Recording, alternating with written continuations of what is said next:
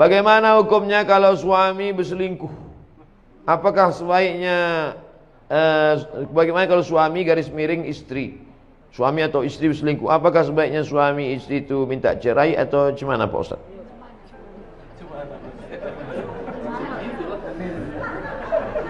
Jadi saya khutbah Jumat.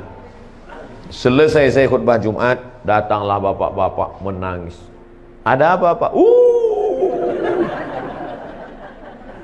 Saya tenangkan dulu. Setelah tenang, apa masalahnya? Istri saya berselingkuh sama kepala dinas. Gara-gara sering pergi keluar kota. Kalau ku tanya, kata dia udah macam ayahku udah. Bapak itu pun katanya udah macam anakku. Berawal, tua kali udah. Berawal dari macam, berakhir dengan macam-macam. Nah itulah, ini pelajaran jangan sampai menganggap udah macam ayahku, udah macam abangku, udah macam adikku ya. Banyak orang ini menganggap masalah sholat, aku ikut Allah. Masalah puasa, aku ikut Allah. Tapi masalah pergaulan ini, aku lebih tahu daripada Allah. Nah, ini studi kasus. Saya tidak menjawab ada di dalam kitab. Nah, true story, kisah nyata. Pak Ustadz, ini udah berselingkuh 2 tahun. Terus gimana? Dia sudah tobat. Saya katakan, kalau hitam katakan hitam, kalau putih katakan putih. Kalau padi katakan padi, jangan sampai tetampi-tampi. Kalau jadi katakan jadi, jangan sampai tenanti-nanti. Kenapa ke situ pula perginya? Kalau kau sanggup terima dia, terima. Tapi kalau tak sanggup, lepaskan baik-baik. Istikharah dulu. Kasih waktu. Sebulan, 2 bulan, 3 bulan. Gimana sanggup? Insya Allah sanggup Pak Ustaz. Serius sanggup? Sanggup Pak Ustaz. Oke lah, jagalah. Sebulan sesudah itu datang lagi. Tak sanggup saya Pak Ustaz. Asal saya dekat, terbayang saya wajah selingkuhan. Membara rasanya dalam. Tapi kemarin kau bilang sanggup. Pelintat-pelintut ini. Tak betul, cakapnya tak bisa dipegang. Binatang itu yang dipegang talinya. Kalau orang yang dipegang cakapnya. Kalau orang tak bisa dipegang cakapnya, ikatnya pakai tali. Disitulah baru saya tahu bahwa tidak ada laki-laki yang bisa menerima woman used yang sudah dipakai orang lain. Terbayangnya muka laki-laki, tak bisa dia terima. Oleh sebab itu ujung-ujungnya dilepaskannya juga. Maka jangan pernah terjerumus dalam jaga diri baik-baik. Karena tak ada laki-laki yang bisa. Kalau ada laki-laki yang bisa menerima, mungkin ada, tapi saya belum jumpa lagi. Mungkin ada yang bisa. Kau terima dia? Saya terima Pak Ustaz. Kenapa kau terima? Karena saya lebih banyak pula dari itu lagi. Bisa jadi. Nah, oleh sebab itu. Okeylah, kita husnuzan, mudah-mudahan bisa diterima. Amin. Tapi kalau bisa kau terima, jangan kau ungkit-ungkit, jangan kau ungkap-ungkap, tutup. Mestinya kau tak perlu buka buku diariku, hanya akan menambah lukamu. Lagu Krisdayanti. Nanti kalau mau upload tolong tutup itu. Oleh sebab itu maka kalau terima dengan baik. Tapi kalau tak terima, lepaskan dengan baik, sampaikan ke hakim. Hakim akan menjatuhkan talak. Hakim akan menjatuhkan talak. Tak bisa talak di rumah, hakim nanti akan menjatuhkan. Laki-laki menjatuhkan, tapi resminya menurut hukum, maka hakim. Oleh sebab itu maka mudah-mudahan kita terselamatkan dari perbuatan-perbuatan macam ini. Amin ya rabbal alamin. Sudah rutin sholat tahajud, alhamdulillah. Sholat istikharah hampir 2 tahun. Wah, hebat. Tapi belum juga Allah kabulkan jodoh saya. Ada kawan saya sholat wajib pun dia tak jelas. 2 bulan langsung dilamar. Pertanyaannya, di mana kekurangan saya Pak Ustaz? Ini bukan bertanya, curhat ini. Allah itu kalau ngasih menurut kemauan kita, menurut kemauan dia. Kemauan dia. Allah itu ngasih menurut selera kita atau selera dia. Jadi ada satu ibadah yang tidak perlu mengeluarkan air liur, bukan baca Quran, tidak perlu mengeluarkan keringat, bukan tawaf dan sa'i, tidak perlu mengeluarkan tenaga karena dia bukan jihad, tidak perlu mengeluarkan darah karena bukan fisabilillah, tidak perlu mengeluarkan uang karena dia bukan infak, sedekah. Diam saja. Apa itu ibadah yang tertinggi? Ridho, menerima ketetapan Allah Subhanahu wa taala. Sulitkah bagi Allah mempertemukan engkau? Mudah saja. Man from Mars, woman from Venus. Laki-laki dari planet Mars, perempuan dari planet Venus bisa pula bertemu di dunia. Cobalah tanya ibu sama bapak nih, semua punya cerita, bisa manusia ini banyak, tak sama ceritanya. Pak, ya, gimana bapak cerita sama ibu? Tak usahlah Ustaz tanya, kenapa? Salah sambung dulu Pak Ustaz. Bu, gimana cerita sama bapak? Ada saja skenario Allah membuat cerita yang luar biasa. Ada yang salah bertamu, ada yang nengok kakaknya nampak adiknya. Macam-macam cerita itu. Oleh sebab itu saudaraku, sesungguhnya ada rencana Allah yang lebih indah. Tapi setelah usaha, ikhtiar. Inilah gunanya silaturahim, berkenalan. Ustaz Somad, ada tak stok? Ada saya. Banyak jamaah-jamaah kita. Ada laki-laki yang bingung mencari perempuan, ada perempuan yang bingung mencari laki-laki, dijumpakan sama Ustaz. Tapi Ustaz itu bukan mak comblak. Jumpa. Ustaz, kenalkan saya sama anak Pak Haji anu itu Pak Ustaz. Bisa? Datang kau nanti ke rumahnya ya? Iya. Tapi perempuan itu tak tahu. Karena kalau perempuan itu tahu dia mau ditengok, tebal bedaknya tak sama macam kemarin. Nanti disuruh bapak tulang bawa air. Anak, bawakan dulu air teh manis tamu kita. Keluar dia dari kamar kan.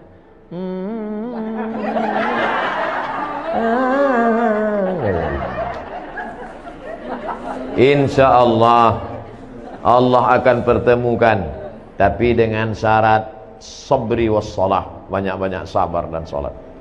Apakah rezeki itu diatur Allah? Ya. Apakah umur itu diatur Allah? Ya. Apakah mati itu diatur Allah? Ya. Mungkinkah ada orang lain intervensi di luar pengaturan Allah? Tidak. Lalu kenapa risau?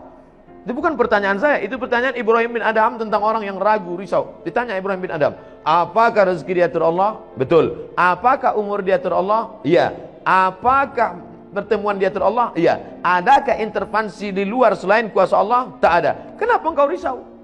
Iya juga ya. Apakah salat yang ditinggalkan saat haid mesti diqadha? Hadisnya riwayat Aisyah. Kunna nu'maru biqadha'is shaum wa lam nu'mar biqadha'is shalah. Kami disuruh mengganti puasa tapi tak disuruh mengganti salat. Kunna di situ kami. Kami yang ngomong Aisyah. Kalau Aisyah ngomong kami, laki-laki apa perempuan? Kami perempuan disuruh mengqadha puasa. Adapun sholat yang tinggal ketika dalam masa menstruasi tidak diqadha, tak diganti. Saya selalu bangun sholat tahajud tapi seringkali tertidur di tengah sholat sehingga lupa rakaat ataupun bacaan. Tapi saya selalu berusaha untuk bangun Pak Ustaz. Apakah sholat saya diterima Allah Subhanahu wa taala? Orang yang wajib sholat itu baligh berakal. Ada yang baligh tapi tak berakal. Maka ini termasuk tak berakal. Karena akalnya hilang. Orang yang akal hilang itu tiga. Anin naim hatta yastayqiz, orang tidur sampai bangun. Anis sabi hatta yahtalim, anak kecil sampai akil baligh. Anil majnun hatta yafiq, orang gila sampai sembuh. Jadi waktu mau cuci muka wudhu itu, cuci bersih-bersih, gosok-gosok kepala ini, ayatnya jangan terlalu panjang. Udah tahu ngantuk berat, dibaca pula Yasin. Tidurlah. Baca qul huwallah, inna a'taina wal asri. Nah itu. Tapi kalau qul huwallah pun tertidur juga, ini parah betul ini. Orang yang cepat, orang yang banyak tidur itu dua kemungkinan. Pertama, kurang gizi. Kedua, diganggu setan. Oleh sebab itu baca-baca banyak auzubillahi samil alim minasyaitonir rajim, auzubikalimatillahi tammati min kulli syaitani wa hamati wa min kulli ainil lammah. Untuk gizi banyak-banyak makan minyak ikan. Banyak-banyak minum madu. Saya seorang bapak yang meninggal lebih dulu, maka istri menerima 1/8 hak istri sebagai istri almarhum. Harta bapak 1 miliar. Bapak meninggal lebih dulu. Meninggal bapak, maka ibu mendapat 125 juta 1/8. 875 dibagi kepada anak-anak yang lain ahli waris. Anak laki-laki 2 kali bagian anak perempuan. Setelah itu anak lelaki almarhum meninggal. Apakah ibu dari anak laki-laki tersebut tetap mendapat 1/8? Tetap dapat 1/8, karena makna walakum nisfu ma taraka azwajukum illam yakul lahunna walad. Kamu dapat 1/8, walakum nisfu, kamu dapat setengah kalau istrimu tak ada anak. Fa in kana lahunna waladun, kalau dia melahirkan anak, falakumur rubu', kamu dapat 1/4. Walakumur rubu' illam yakul lahunna illam yakul lakum walad, kamu dapat 1/4 kalau tak ada anak. In kana lakum waladun, kalau ada anak, falahunna sumunu, kamu dapat 1/8. Maka tetap dapat 1/8. Sedangkan sebelumnya ibu sudah mendapatkan hak waris sebesar 1/8 dari almarhum suami. Setelah itu anak lelaki almarhum meninggal. Apakah ibu itu dapat harta warisan dari anaknya yang mati itu? Dapat 1/6. Fali ummihi sudus. Fa in kana lahu ikhwatun fali ummihi sulus. Tapi kalau anak ini ada punya saudara, ibu dapat 1/3. Nah, ini tentang pembagian ibu kalau anaknya meninggal. Ibu kalau anak ibu meninggal dunia, ibu dapat 1/6. Istri dia, menantu ibu, dapat pula dari anak laki-laki ibu tadi. Nah, jadi dapat. Oh kok gitu dapat 2 kali dia Pak Ustaz? Itu makanya nak umur panjang. Asal mati orang dapat. Kalau ada hubungan waris. Mudah-mudahan kita panjang umur. Wah, banyak yang mau dapat dah. Ada kisah Imam Syafi'i menginap di rumah Imam Abdullah bin Hambal. Dan putrinya melihat Imam Syafi'i tak sholat tahajud. Dijawab Imam Syafi'i karena memikirkan 7 masalah umat. Dalam kajian lain di Ihya Ulumuddin ini nama kitab. Nama penulisnya Imam Abu Hamid Al-Ghazali, meninggalnya 505 Hijrah. Kitab yang paling bagus tentang psikologi Islam, tentang masalah hasad, masalah dengki, masalah busuk hati. Ini kitab Ihya Ulumuddin, bagus. Bahwa ibadah yang bersifat fardu ain lebih diutamakan dibanding fardu kifayah. Bagaimana pendapat Ustadz tentang hal tersebut? Ada kontradiktif antara perbuatan Imam Syafi'i dengan ucapan Imam Syafi'i. Katanya ibadah yang fardu ain lebih utama dibanding fardu kifayah. Sedangkan dalam riwayat kehidupannya, dia tidak sholat tahajud karena memikirkan 7 masalah umat. Memikirkan masalah umat itu kan fardu kifayah. Sedangkan sholat tahajud sunat, bukan fardu ain. Tahajud bukan fardu ain, kecuali ditinggalkannya sholat wajib. Kok kenapa tak sholat wajib? Aku memikirkan umat nih sekarang. Itu tak betul. Dan tidak pula tiap malam. Imam Syafi'i bukan tiap malam dia tak tahajud. Jadi ceritanya Imam Syafi'i bertamu ke rumah Imam Ahmad bin Hambal. Paginya ditanya sama anaknya, ya itu siapa ya? Kok aneh kawan ayah itu? Kenapa? Ada 3 aku lihat. Yang pertama, kuat kali makan dia, habis makanan. Yang kedua, dia tadi sholat subuh tidak wudhu. Yang ketiga, dia tak tahajud. Kata Imam Ahmad bin Hambal, itu Imam Syafi'i, guru saya. Imam Ahmad bin Hambal itu murid Imam Syafi'i ketika sedang berada di Baghdad, Irak. Imam Syafi'i meninggal 204, Imam Hambali meninggal 241. Ingat, ada 2 angka yang mirip, 204, 241. Kenapa dia sholat subuhnya tidak wudhu? Karena wudhu isyanya tak batal.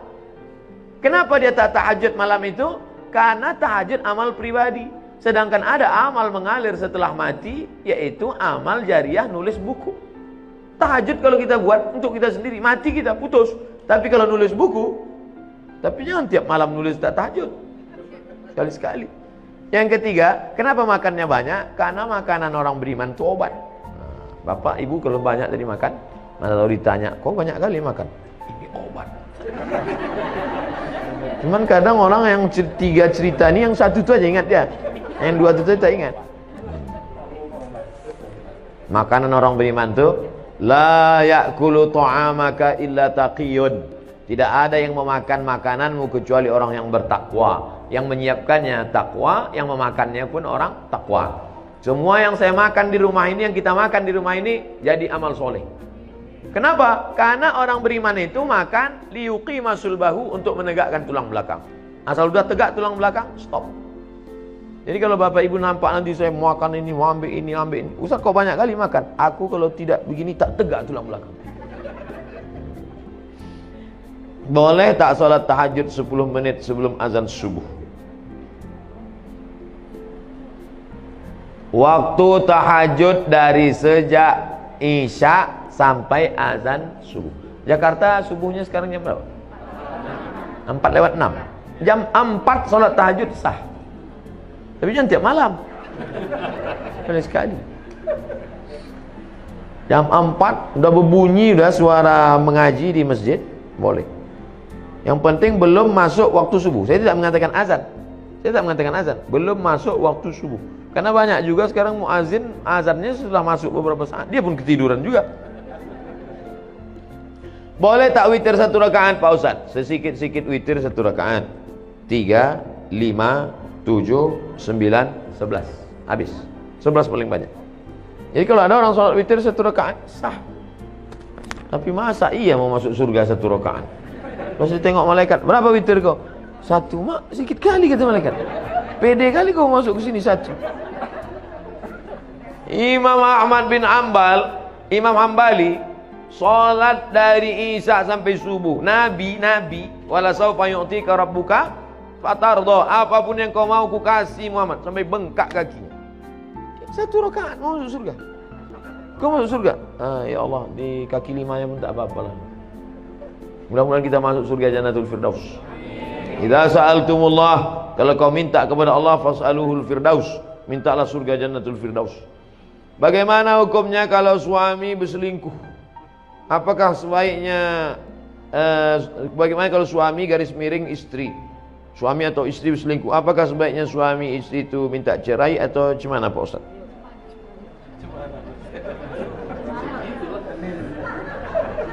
Jadi saya khutbah Jumat. Selesai saya khutbah Jumat, datanglah bapak-bapak menangis. Ada apa Pak? Saya tenangkan dulu. Setelah tenang, apa masalahnya? Istri saya berselingkuh sama kepala dinas. Gara-gara sering pergi keluar kota.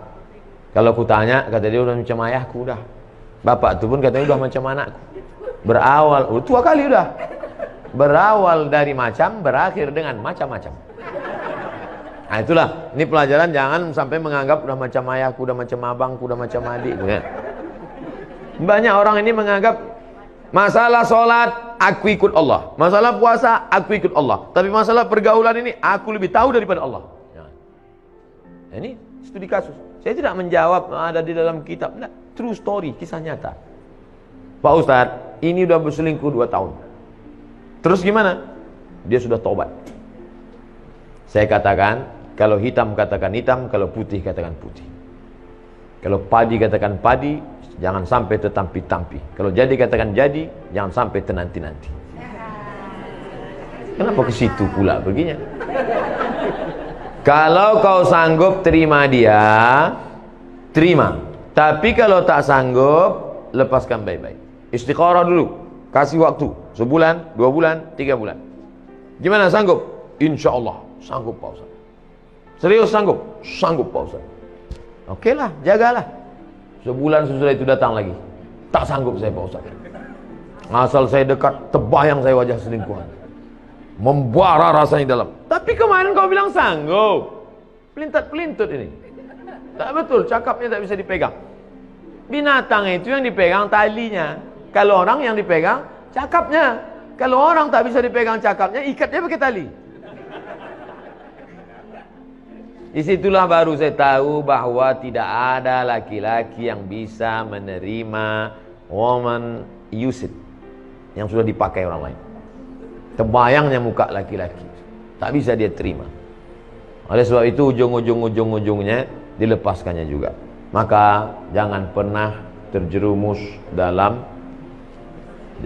jaga diri baik-baik. Karena tak ada laki-laki yang bisa. Kalau ada laki-laki yang bisa menerima, mungkin ada, tapi saya belum jumpa lagi. Mungkin ada yang bisa. Kau terima dia? Saya terima Pak Ustaz. Kenapa kau terima? Karena saya lebih banyak pula dari itu lagi. Bisa jadi. Nah, oleh sebab itu. Nah, okeylah, kita husnuzan, mudah-mudahan bisa diterima. Amin. Tapi kalau bisa kau terima, jangan kau ungkit-ungkit, jangan kau ungkap-ungkap, tutup. Mestinya kau tak perlu buka buku diariku, hanya akan menambah lukamu. Lagu Krisdayanti. Nanti kalau mau upload, tolong tutup itu. Oleh sebab itu, maka kalau terima, terima dengan baik. Tapi kalau tak terima, lepaskan dengan baik, sampaikan ke hakim. Hakim akan menjatuhkan talak. Hakim akan menjatuhkan talak. Tak bisa talak di rumah, hakim nanti akan menjatuhkan. Laki-laki menjatuhkan, tapi resminya menurut hukum, maka hakim. Oleh sebab itu, maka mudah-mudahan kita terselamatkan dari perbuatan-perbuatan macam ini. Amin. Ya Rabbal Alamin.